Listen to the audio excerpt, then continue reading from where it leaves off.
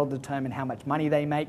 That'll determine how fast they can grow and expand. What that means is that media outlets need a massive amount of content every single day to fill their publications and programs. Heaps of it. They need content. A radio station, can you imagine? They've got 24 hours of airtime to fill up on their radio station. What are they going to fill it up with? Of course, they're going to have some ads. That's maybe 20% or 10%, of that time. What are they going to do with the rest? Well, they have to have stimulating information so people are going to tune in. So, they're going to attract more advertisers. So, understand this, because sometimes people see a brick wall between themselves and the media. Know that they need you just as much as you need them to promote your book. If you can understand that, you're going to come at it at a different level. Understand that. They need you if you provide great information. We're going to talk about now what they actually look for. They want content. So the next question is, what type of content do they want?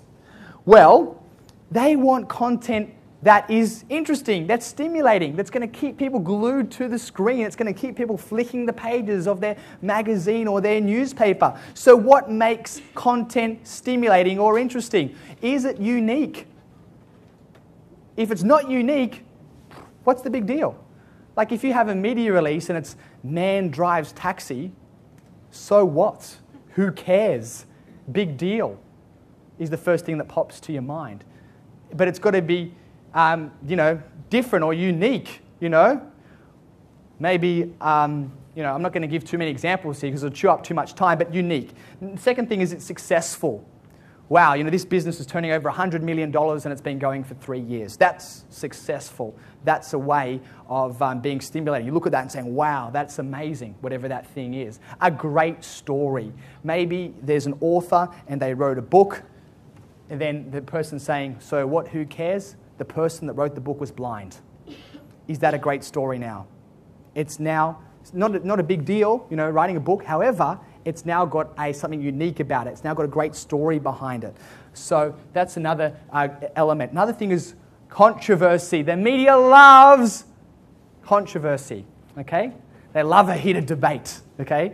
That could be another way to get exposure. If your book is slightly controversial, it's probably going to get more exposure than if it was just plain vanilla. Statistics can be another way to get exposure. Commentary. If you're writing a book and you're, say, commenting on the presidential campaign or how a certain politician is performing leading up to an election, and you've got a report or a book about that, and you're able to comment on something which is a major issue in the news, and you're able to give expert commentary, that's another type of content which people love. Another one is something which is relatable. Can people relate to it? If they're seeing something, that's why there was a book, and it was the number one bestseller for a few weeks. It was called Spotless. And the book was about how to get rid of stains from kids' clothes. It was a number one bestseller. You think, what? A bestseller, and it's about how to get rid of stains. Why? Every single mother or father has that issue, and they want a solution. So everyone could identify with it, every parent. And that's why it was so successful and it got huge media coverage, okay, because it was relatable and because it was successful. So a couple of these can kind of work in together. The underdog. Okay, I was watching a current affair, a program, and there was this guy, I can't remember what his actual name was. It was Mc something. Let's just say it was McDonald. And he was a lawyer and he was sponsoring his local football team. And he had McDonald's written on the shorts. Now, McDonald's, the company, wanted to sue him because he was using the name. He's like, well, that's my name. How can you sue me for using my own name to put on the football player's shorts? And that was huge controversy, and it was all over the press because he was an underdog. He was this small guy having this small community football team taking on the big might of this huge multi-billion dollar corporation.